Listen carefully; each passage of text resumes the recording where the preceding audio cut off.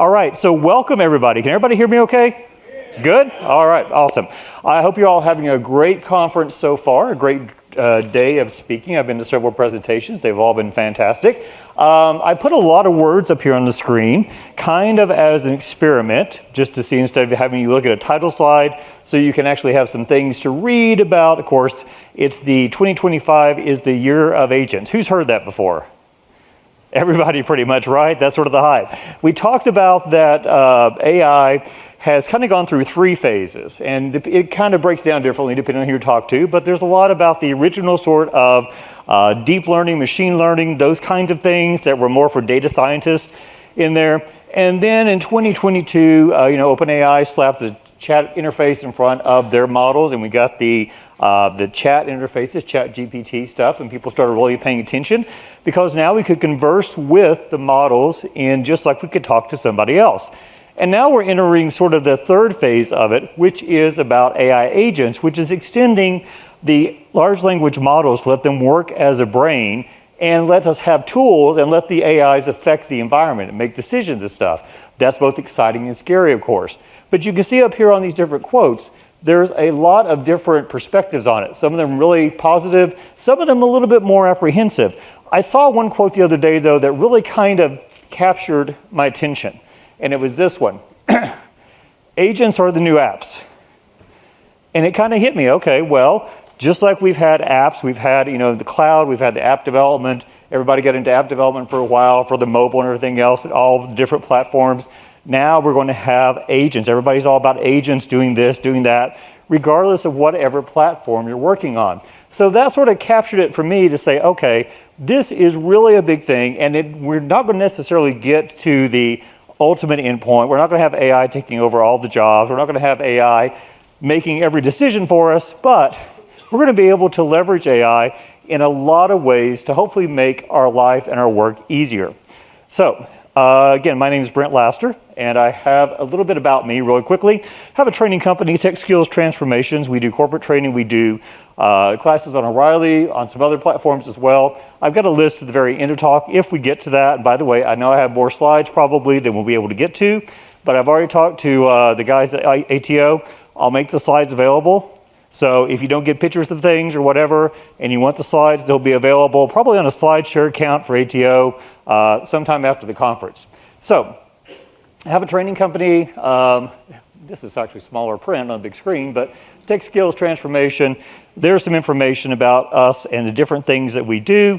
Also have a long history, too long, in corporate and actually doing things from being a programmer all the way up to being manager, director of DevOps teams, of some security-focused teams, of some database teams, product teams, different ones, a little bit of everything over my tenure in that area.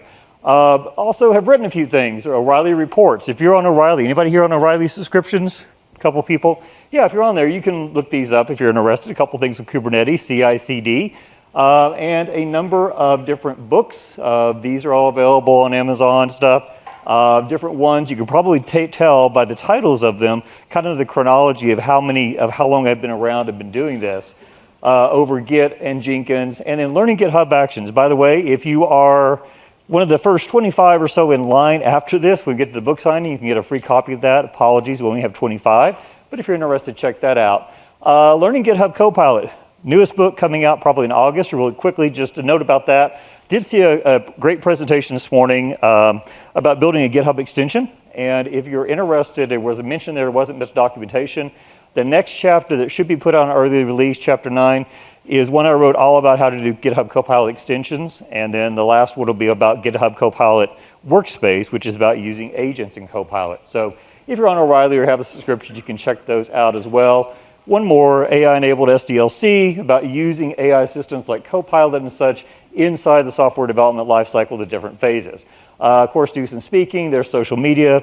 Please feel free to reach out, connect on social media. Always happy to make new connections there. All right, enough about that. Let's get to what you came for. So, how can AI agents benefit us?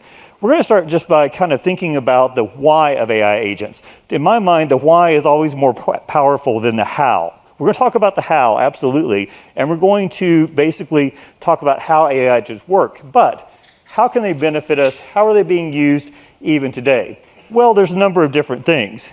They can play a crucial role in enhancing efficiency, making things more automated, of course, in there, increase productivity, data-driven insights, personalize a system, being able to talk to a chatbot, being able to have a chatbot, reset your password or steer you to a customer service rep, those kinds of things, industry applications in areas like finance or health transportation, healthcare, so on. Self-driving cars, or maybe not self-driving, but at least driver assist in there, keeping track of health records, management decisions, finding, diagnoses that doctors miss perhaps in there. Not saying anything negative about doctors, but just being able to look at larger amounts of data and extract information out of it. So finance, customer relationship management, and also the customer service. Now, one of the things you'll probably notice about all of these is that there is the AI, there's the automation in there, but there's also the person. There's also the people they're talking to. It's not just going to be necessarily chatbots, it's going to be interacting with this. If you're having something that's doing a driver assist, then it's going to be interacting with the driving systems of the car, not just talking to a person there. So there's interaction, there's automation that happens there along the way. In short, we can say agents enable, empower, extend, whatever word you want to choose, AI beyond just chatbots into real-world interactions. So how does this happen? How do they do this extension? Well, to be most effective, workflows with large language models, LLMs mean large language models, the models behind things like ChatGPT and stuff, need to leverage capabilities in the real world, not just the training data. These models are trained as of a certain point in time. If you have a model that is trained, for example, on OpenAI for their coding piece, they trained it originally on the GitHub code that was out there. So these models were trained on the code that was present in GitHub at the point in time the training occurred. So they have a knowledge, but they have a limited knowledge based off of what they were able to obtain from the sources they looked at, based off of the time that they were trained in there. So with that in mind then, we need to add some extra capabilities to really make these useful in an everyday use case. Capabilities like being able to get external information. The sort of quintessential example you'll see there is the weather, right? The very simple one.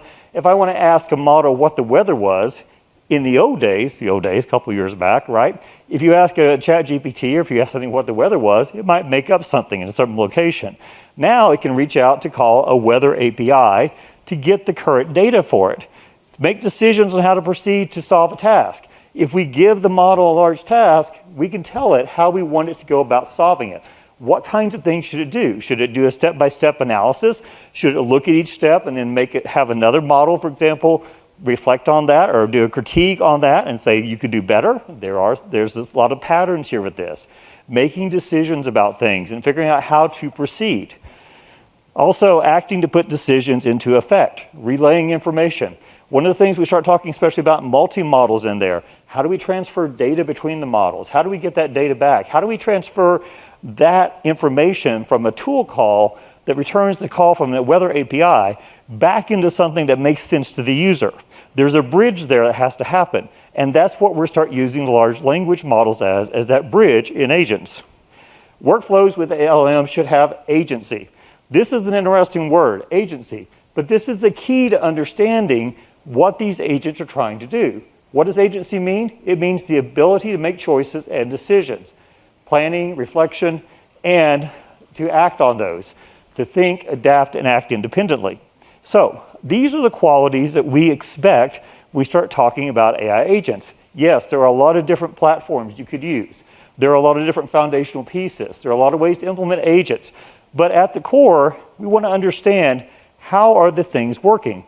One of the things I have and when I do any kind of training is thinking about removing the mystery. And by that, I mean trying to help you understand at a basic level what's going on with these things and relating it back to things that maybe you already know. So that's what we're going to try to do in our next 20 minutes together or so. So agents combine large language models, interaction with the outside world, and other features, components into workflows, right? They're basically using large language models as the brain and as the translator to go back and forth between calls, interacting with tools, and the user interactions there. I'll show you what we mean here in just a moment. But AI agents can be thought of as applications where reasoning and response are integrated with the rest of the workflow, and the LLM is the brain. So let's look at kind of a quintessential example here. I like to do pictures. I like to do animations when I'm doing training, especially we don't have time for real lab exercises here. So use your imagination a little bit. This is an AI agent, this big sort of dotted line here with a search tool built in and a large language model. Pick your large language model of choice, doesn't matter. So we initialized LLM with a prompt. So there's a key to having these models, these brains, understand how to proceed based off of the prompt. And we can give it a lot of information there. I know that's hard to read, so we'll blow it up for you a little bit. But basically, this is sort of a paraphrase of what we might have as sort of the background of some of the agent prompt in there. You're an AI assistant designed to help users. Your primary goal is to provide precise, helpful, clear responses.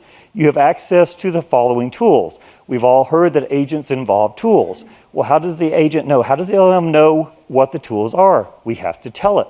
We have to give it something in the information when we start it up to say, you can use this tool. You have a tool that gets the weather. You have a tool that can search the web. You have a tool that can do whatever, call an API to affect some change in the car system, whatever the case may be. And then we have to give it information about the tool. Because what we're telling it here is, hey, we've got a tool you can use, but you need to call it in a certain way. It needs certain parameters. So if you tell us to use this tool, you're going to have information to pass on to it to make it call. And then notice that when we get down below that, it says you should think step by step. This was one of sort of the real innovations we started talking about agents. It used to be that we talked to something like ChatGPT, we would give it a problem, and it would go away, and it would spit back out an answer. And sometimes it was a good answer, sometimes it was a bad answer, sometimes it didn't make any sense at all. So now we can tell it things like, think step by step. If you think about it in terms of talking to somebody who's trying to solve a problem, if you ever talk to your kids, if you ever talk to somebody, a coworker, and they're having a hard time breaking down a problem, you might say, where do we start? Start at the first step, then the next step, and so on. So this simple little prompting tip here, talking about things step by step, really kind of made a big difference in the way that these things proceeded. Because we basically told the large language model, slow down, think this through, reflect on it, and then come back and answer the questions. So we tell it you should reflect with a thought. What is your thought about how you're going to proceed? And then if you want to call a tool with the proper JSON formatting. Why JSON? JSON has typically been how OpenAI, when they did the spec, decided that tool calls should be done. In other words, the large language model, when it needs to call a tool, it can't directly call it. But, well, in some cases they have built-in tool calling to it. But like in the main case agents, what it can do is it can dump out and say, this is the tool I want to call, this is the parameters I want to call it with, and here's and then have the agent execute it. In some cases, it can also write code as well. So we have a prompt in there to tell it to go through. And then let's suppose that we feed that prompt to it, and the user says, what's the weather in Paris? Simple little question there. First chain of thought it comes through, it says, step one, the user is asking about the weather in Paris. I need to extract Paris as the location. So this is where we use the large language model to kind of interpret what the user is asking and extract out the relevant information. From there, it says, okay, I need to get the weather, but I don't have information in my training about what the weather is. I need some real-time data. So I'm going to go out and use the find weather tool. So I'll call the find weather tool to get the latitude and longitude because that's what the tool wants. I'll translate Paris into the latitude and longitude location there. And it says, this is the API response. It's just text in this case, just JSON it dumps out. But the agent code can then come back in and say, oh, all right, the tool says it wants to call an agent. Here's what it wants me to do. So I'll take this, and I'll go, and I'll parse it, and I'll actually call the tool. This is the tool invocation, and then the agent code goes off, executes the tool call. Weather tool gets a result.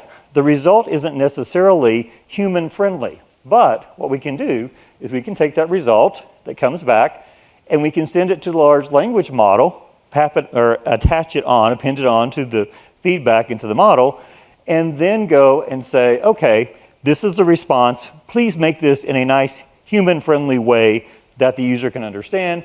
Large language model takes that, and as we know they're good to do, they can summarize things back in a way that says, I need to have this summarized information. I can put it back to the user, and the AI response comes back and says, hey, the weather in Paris is 53 degrees or Celsius with light rain. So you see there how we utilize tools and we utilize large language models. Now, there are a lot of frameworks and stuff that will handle a lot of this for you and stuff, but this is sort of the core idea about using these large language models as the brain for these kinds of agents in there. So when we talk about that, then we're really using, in a lot of cases, a process that we call the thought, action, observation. So the prompt is that chain of thought, think step by step. The actual process here is how the agent is designed to proceed with the processing. So the agent thought, or what we might call react, a reasoning and acting framework. It's not the react, language. It's the react type model here for how the tool processes, or how the agent proceeds. So the thought is that the agent thinks about the task and figures out what to be done next. Break it down step by step.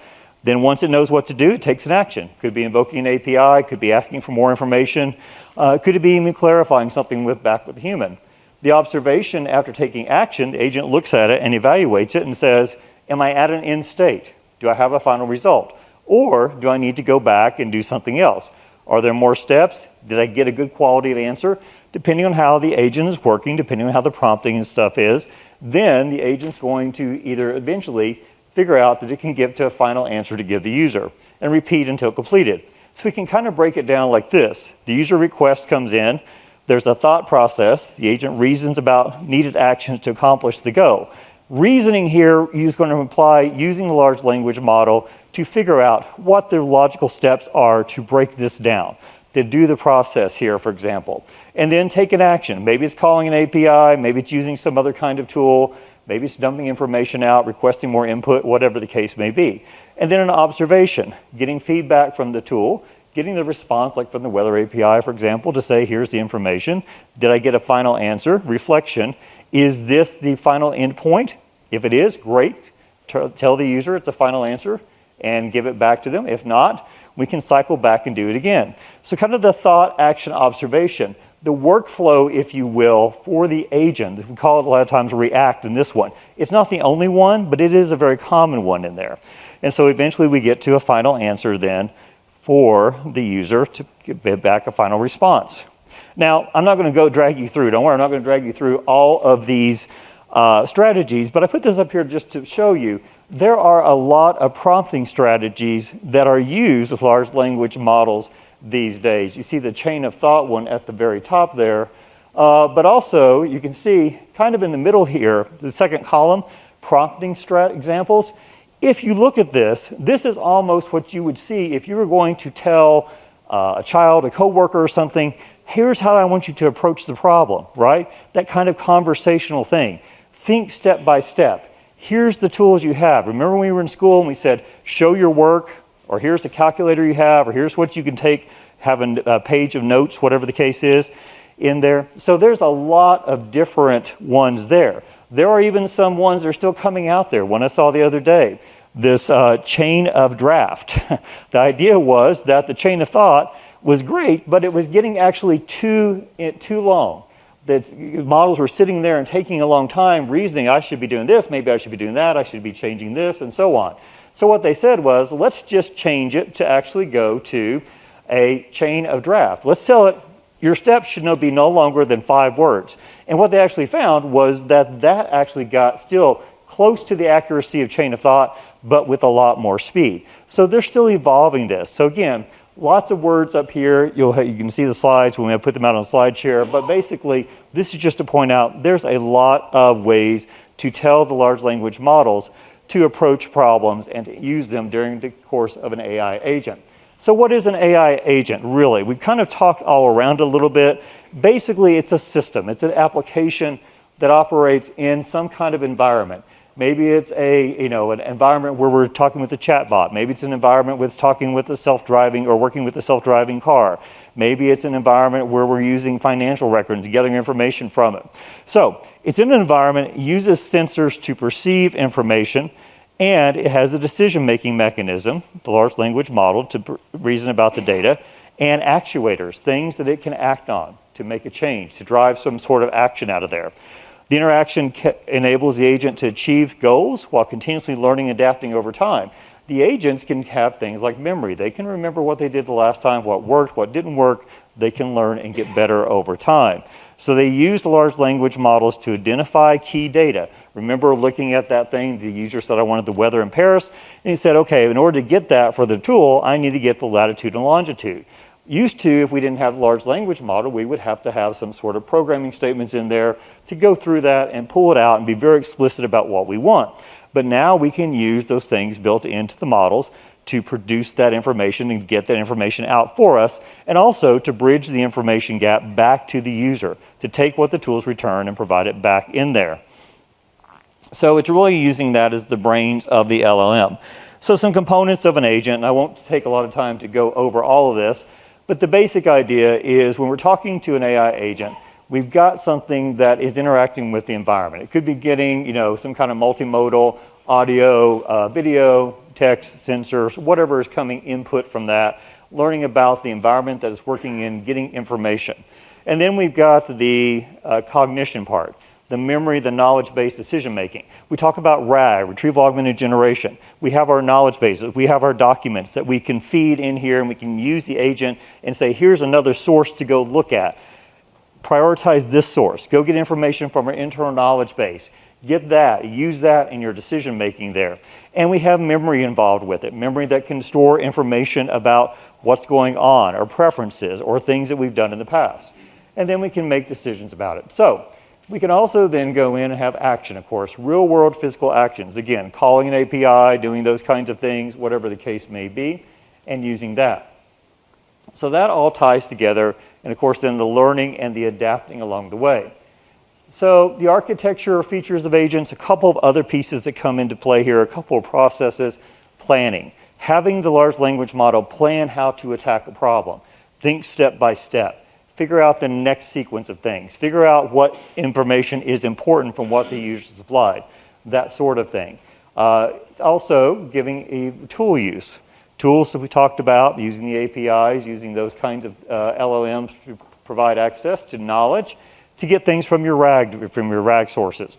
Also, memory. Memory is important here because if you want to be able to keep track of what's going on, if you're going through multiple steps, multiple phases of iteration, trying to figure out what is happening, trying to remember what the user asked for, that kind of thing, you have to have a place to keep track of that, right? You have to have a place to keep track of everything together. So let's take a little bit more complex example than the weather one we just talked about. Let's say we've got an agent now, and we built in some memory for it. We've got a couple of tools here, and it can help us find flights and book flights, for example. So we can have our user that says, can you help me book a flight to Paris? And here's the information I need, travel dates, and so on. So we can feed that information on, and then the agent uses the large language models to say, hey, the user just gave me this bunch of text. Now, figure out what's important out of this for what we're trying to do. So the agent can go in, or the LLM rather can go in, and say, all right, here's the response, here's what you need to know. The user needs to have a destination of Paris, a location, a travel date, and a preferences. We didn't have to code that up. We just fed it to the LLM and said, hey, tell us what's important about that. Then the agent uses the output to determine the tool to execute and a call to the tool. So it also stores information in memory. So again, it can read that information that comes out of there. The information, maybe the LLM writes the tool information out. In some cases, Hugging Face's new small agents write out code instead of JSON. They write out actual code for things to run. So then it runs the code, stores information in memory, and it executes the tool call, stores the results in memory for future use, and then again goes back and says, hey, here's a flight that we have information on. They're finding the flights. It runs the tool to call out to the API, to the airlines, to say, hey, find me the flights that match these sorts of criteria.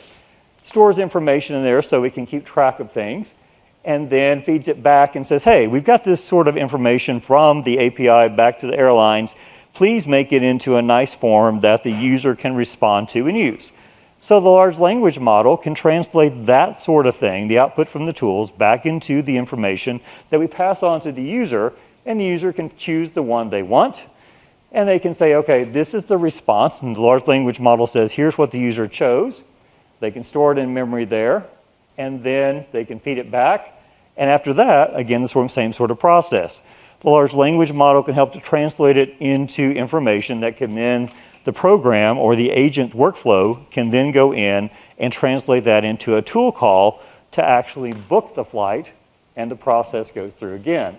Booking the flight, again, gives back some sort of information from an API call or such that says, here's information on the flights that are available. I booked this flight for you. We're good to go. And so again, we store it in memory, send it off to the large language model. Please inform the user, based off of this output we got from the flights, that they are good to go. So that's kind of the idea. You see the role that the large language model poses in there and plays in that process. Now, I know we're going to run out of time, but a couple of quick things here. One of the things that is confusing, or was confusing to me at least when I started thinking about agents versus assistants versus large language models and so on, was kind of where these things fell on the spectrum. And the spectrum here is the level of agency that they have. That is, how much decision making can they do, how proactive can they be, how adaptive can they be. So if we want to think about some of the things we hear in the AI space a lot of times, thinking about large language models, we're talking about the basic models, not necessarily the ones that have been, amped up to be able to call things and call APIs and stuff like that, but the basic large language models. Those are at a level where they're pretty much static. They perform just sort of the next text prediction in their simple text-only environment. Then we have things like the reasoning LLMs. This is not a hard and fast set. This is just kind of designed to help kind of put this in perspective. But the reasoning LLM has been trained usually to use chain of thought. It's been told to think things through when they did the training on it so that it can be more introspective, more step-by-step when it's thinking through giving you answers there.